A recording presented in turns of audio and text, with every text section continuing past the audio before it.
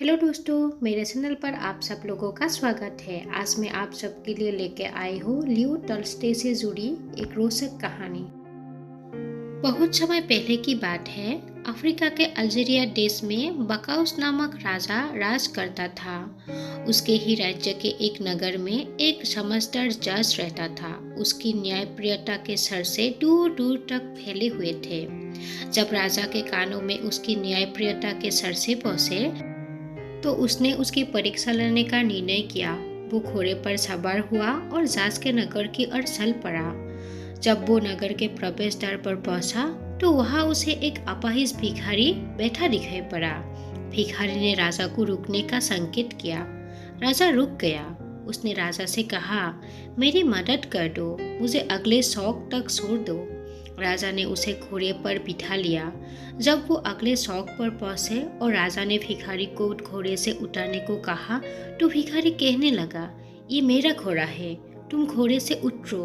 दोनों में बहस होने लगी। लोग उनके आसपास इकट्ठा हो गए। बहस बढ़ती देखकर लोगों ने मशवरा दिया कि वो लोग फैसले के लिए जज साहब के पास चले जाए। दोनों कचहरी पहुंचे। कचहरी में बहुत भीड़ थी। जज साहब एक एक करके सबको बुलाकर उनकी दलीलें सुन रहे थे। सबसे पहले उन्होंने एक लेखक और किसान को बुलाया। उनके साथ एक स्त्री भी थी। लेखक ने स्त्री की तरफ इशारा करके कहा, जज साहब, ये स्त्री मेरी है। किसान ने कहा, ये झूठ बोल रहा है जज साहब, ये मेरी स्त्री है। जज साहब ने उनकी दलीलें सुनी। लेखक और किसान को उन्होंने अगले दिन आने को कहा। स्त्री को रोक लिया। उसके बाद उनके सामने कसाई और तेली हाजिर हुई। कसाई के कपड़ों पर खून के छींटे थे। वही तेली के कपड़ों पर जगह जगह तेल की दाग लगे हुए थे। कसाई के हाथ में पैसों की एक थैली थी। कसाई बोला, जज साहब, पैसों की ये थैली मेरी है। किसान बोला, नहीं जज साहब, ये मेरी थैली है।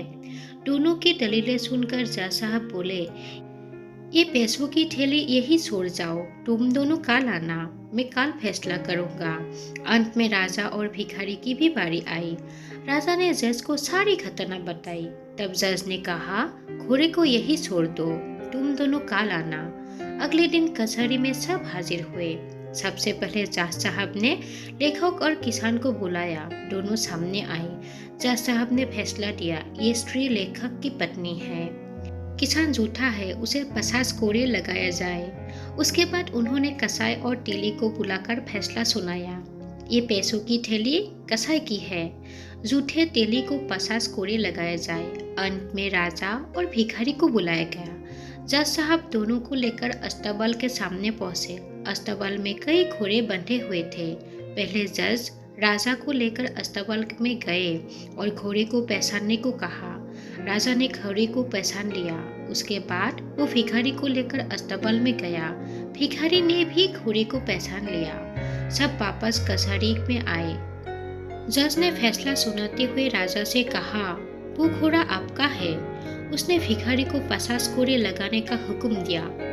राजा जज के निर्णय से बहुत प्रभावित हुआ।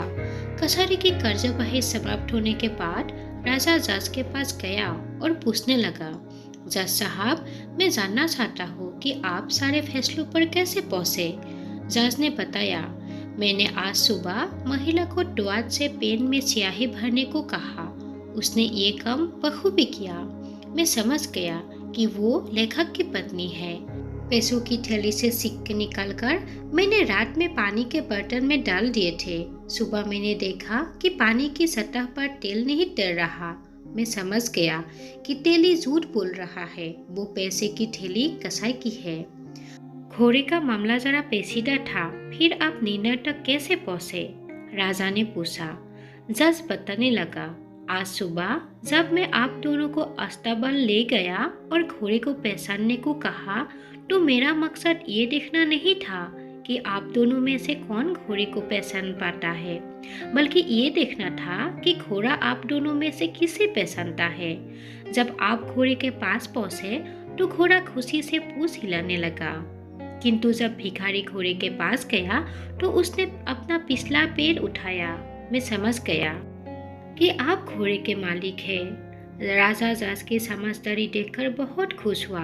उसने अपना परिचय देते हुए जज को इनाम देने चाहा, पर जज ने विनम्रता से माना करते हुए कहा, ये तो मेरा कर्तव्य है और मैं पूरी निष्ठा से अपना कर्तव्य निभाता हूँ।